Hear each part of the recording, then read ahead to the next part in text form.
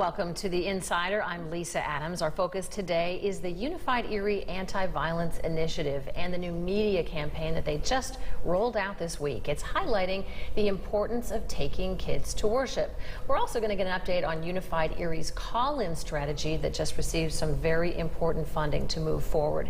Amy Eisert will be joining us a little bit later, but first, my guests to begin are Andrea Buehrer, who is the Community Action Plan Coordinator for Unified Erie, and a couple of people from Erie's faith community who've also been involved with Unified Erie from the get-go. We have Joel Natale from McLean Church and Lee Costis from the Unitarian Universalist Congregation of Erie. Welcome to all of you. Thank you. So first of all, if people haven't seen yet this campaign, I know billboards are going up and commercials will be running on television.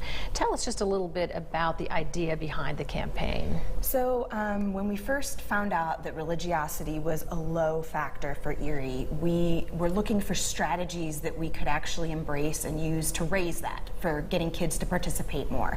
And in 2013, when we held the summit, one of the strategies that came out was that why don't we just share the data with the parents and caregivers that can actually do something about it. And so that's what this campaign is all about, is just sharing the data that lets people know how much better kids do when they get that 1 hour a week of participation. Interestingly, I heard a pastor, I think he was from Glenwood United Methodist Church, talked to us for the news story the other day. He wasn't involved from the beginning, but he was really fired up about this because he said this is something churches have known all along. So Joel, I'll start with you. Sure. Your thoughts on that? Well, I think, churches and religious organizations across our community do well when they make major investments or when they make major focus on bringing up their children, the kids and the youth, into the faith. And I know from our church's perspective, our congregation has decided to say, yes, we want to instill the values and character and have the connection with children and young people in our faith community. And so we invest time, we invest treasure, we invest the talents of exceptional volunteers throughout our organization to just bring them up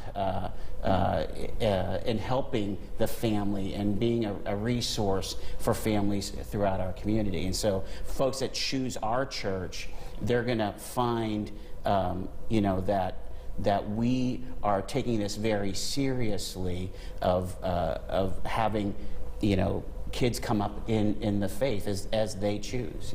Now, even though the focus of Unified Erie has been on the violence problem that we've seen in the city of Erie, a lot of these congregations that are getting involved are not necessarily in the city.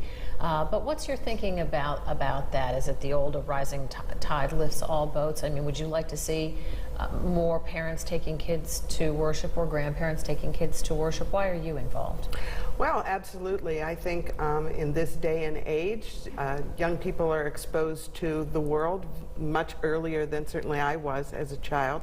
And so they're getting a lot of mixed messages from media.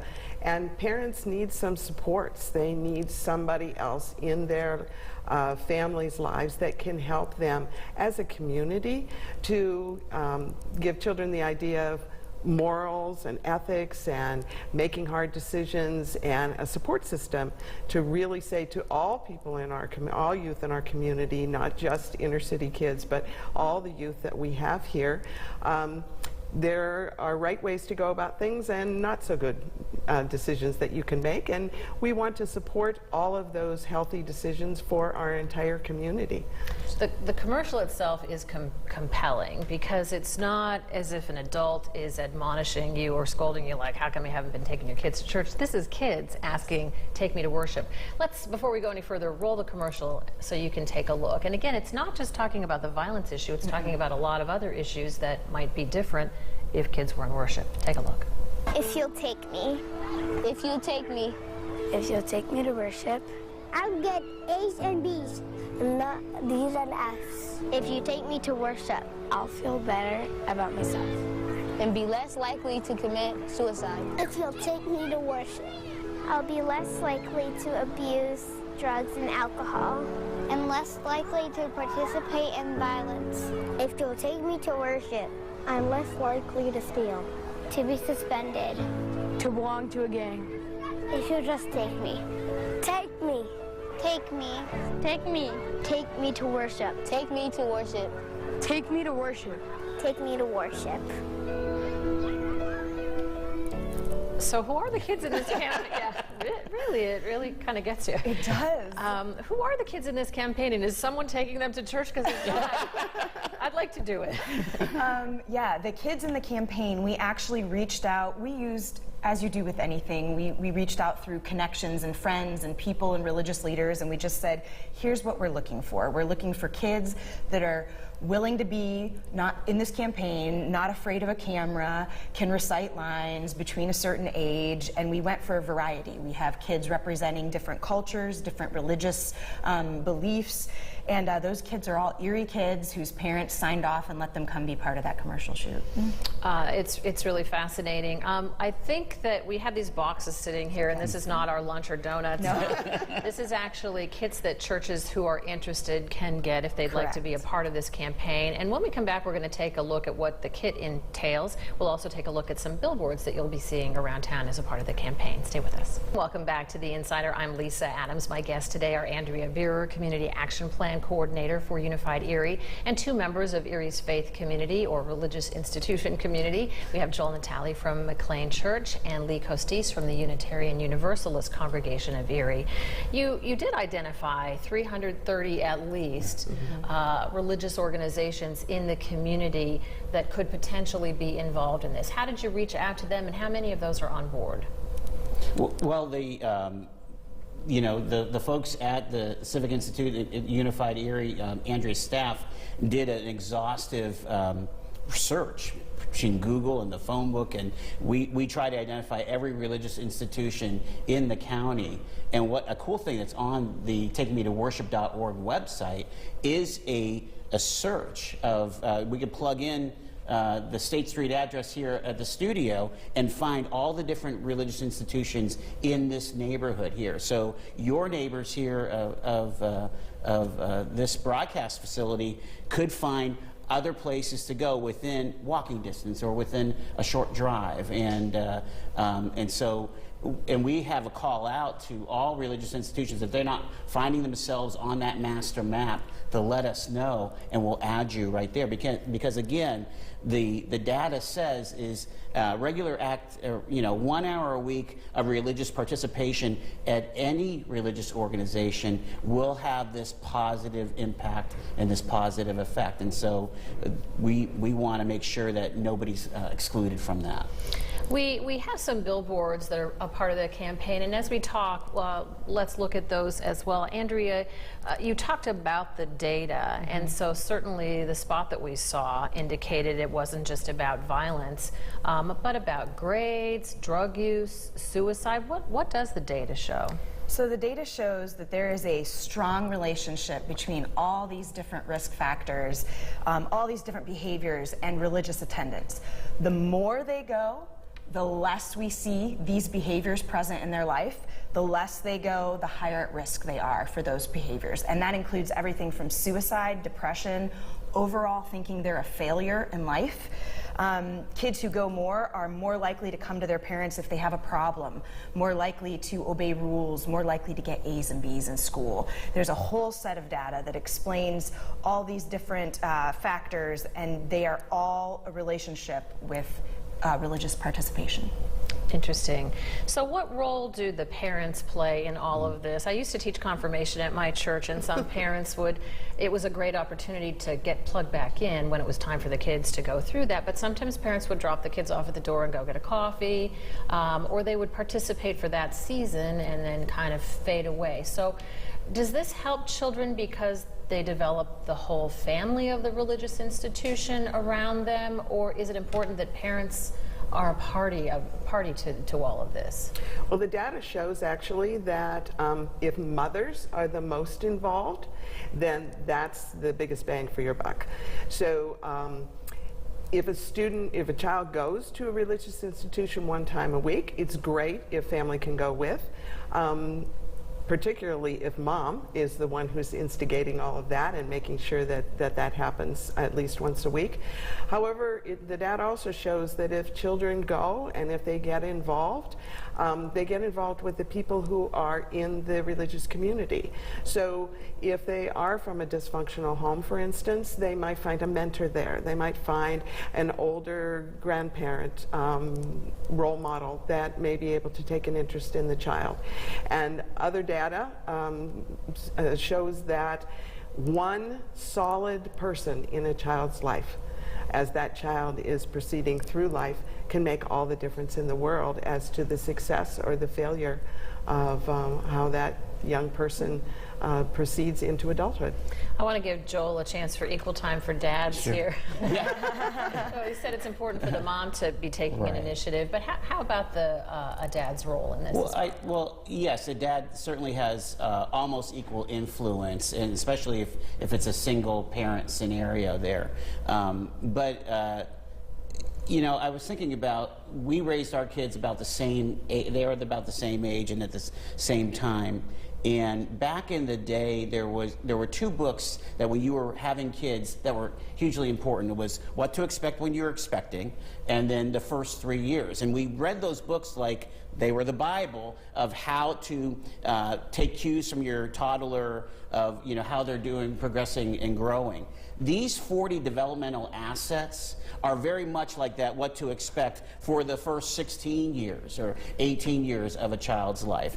And for religiosity, or that participation 1 hour a week in religious activities, that will be a hedge of protection, if you will, against problem behaviors and a boost for positive outcomes.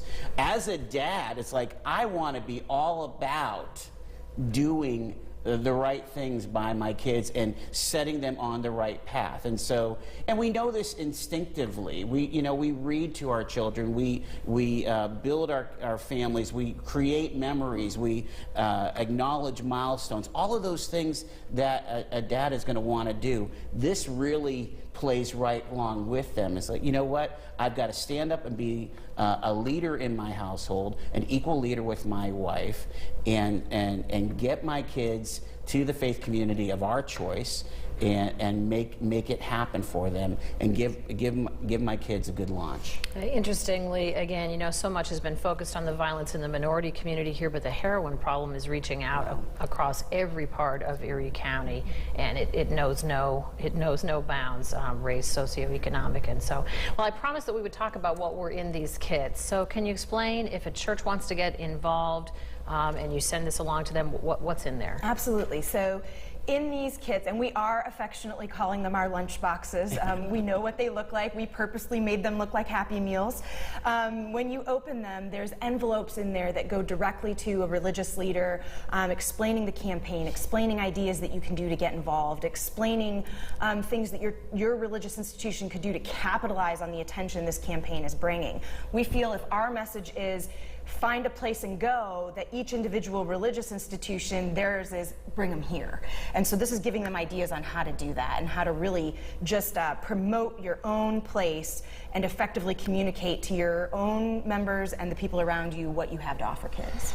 And this media campaign launching on the 15th, going for 6 weeks. Of course, it's just one piece of the many things that Unified Erie is doing in the community. There's some special new funding announced for the call-in strategy, and we're going to talk about that when we come back. Welcome back to The Insider. I'm Lisa Adams. We are talking about the Unified Erie Initiative, which encompasses much. And joining us this segment is Amy Iser from the Mercyhurst Civic Institute, which has been the research partner of Unified Erie. Also Andrea Beer from the Community Action Plan Coordinator, and Joel Natale from McLean Church. Amy, I wanted to say research being an important part of this. Were you part of doing the research on the religiosity piece, and how excited are you about this campaign? We were involved in the data piece of the religiosity piece, but we're very excited. This team has done a tremendous job, as you saw earlier, with the advertisements, the video, as well as the billboards. There's been a tremendous group of volunteers who have put a lot of time and effort into this strategy, and we often hear in the community individuals talking about the need to provide hope to some of the people who were involved in some of the problems, for instance, the violence within our community. And what greater way than to empower our faith-based institutions in coming to the table and being part of that solution? We've seen so much black-white tension nationwide over these recent shootings by police and shootings of police. I just wanted to ask a quick question about the data when it comes to the religiosity piece in the minority community, because certainly we know the black church is really the center of much black culture. So are you finding as much support for this Take Me to Worship initiative from the black community in Erie? Every religious leader that I've had the opportunity to meet with, we've had just phenomenal response. We're very excited across the board, in the city, outside the city, in the minority community, in the suburban community. Everywhere I've gone, religious leaders are like, thank you. Thank you for sharing the data, using a simple scientific tool to compel parents how important this is. I had a funny comment on the station Facebook page, like, what about separation of church and state? Who's paying for this, and is any government money paying for this? So, kind of a funny question, because Unified Erie is really a community-based thing, not a government institution. But who is paying for the campaign? So we spent 9 months raising money for this. We pitched the idea to business owners, to regular community members. Anybody who would listen to me, I went and talked to and said, you know, we'd love for you to help us with this. It was people who wrote $20 checks all the way up to businesses and organizations that wrote us checks for thousands of dollars. But we raised about $20,000 to buy the ad time, and people were very generous, and especially considering we looked at them when we asked, and we were like, this is one of those things where, because it needs to be so inclusive, you're not going to get credit for this. This is going to be a behind-the-scenes gift, and people still embraced it. So we're talking about the money piece for that, but you just got a significant financial commitment to Unified Erie's call-in. John Last shared our story last week. Let's just take a look at that so we have a recap of what the funding piece is all about. Gun violence has long been a problem in Erie.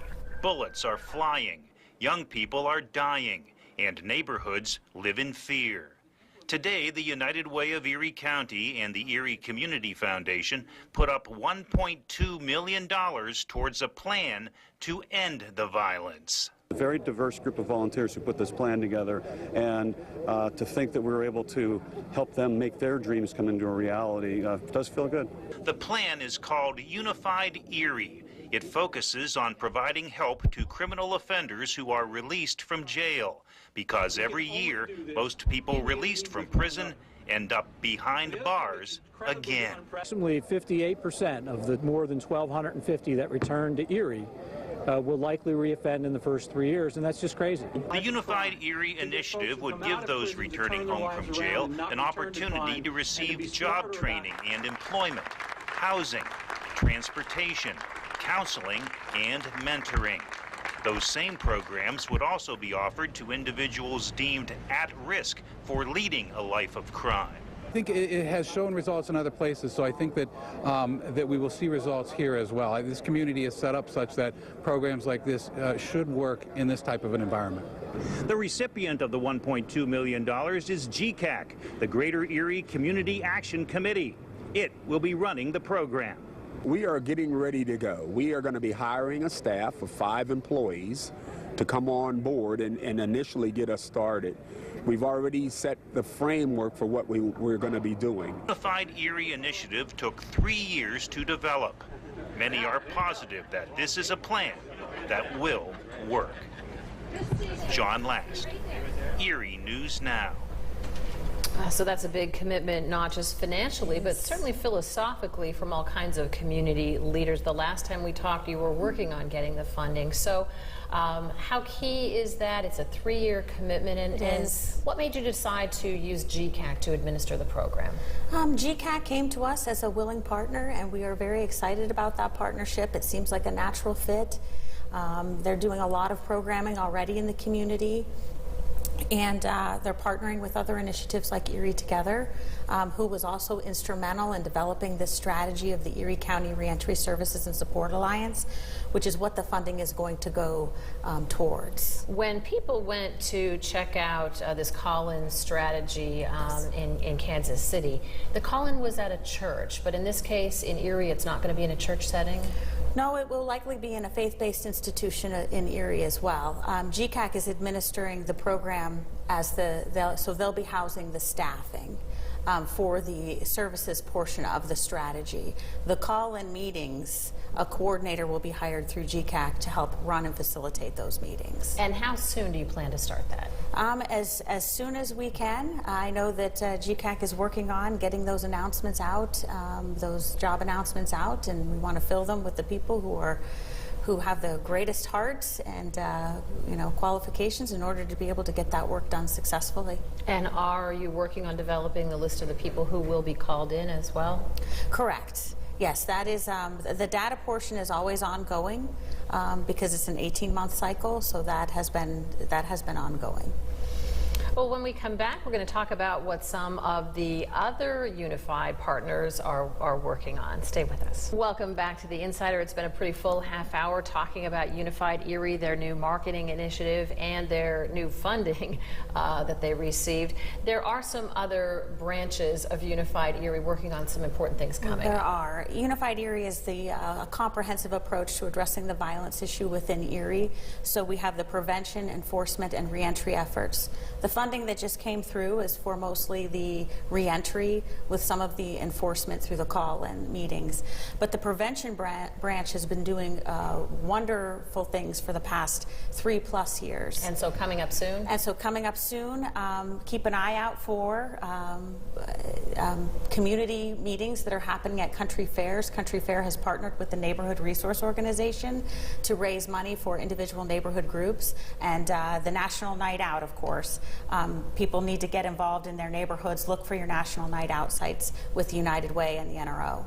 And Joel, on the Take Me to Worship campaign, you'd like to see some other churches get involved? Absolutely, yeah. If you're a leader at a religious institution, this is your moment, because really the tools are there for you. If you don't have a lunchbox, go to takemetoworship.org and download the resources. Take advantage of that startup, that natural boot up time of September when kids are back to school. Let's get families back to our religious institutions. And Andrea, you could always use some additional funding. Yeah, if anybody's interested in donating, we have special signage for religious institutions, but not every religious institution has the money to buy it. We're accepting donations to help them have that signage about Take Me to Worship here. Well, I'm Lisa Adams. Thanks for joining us for The Insider.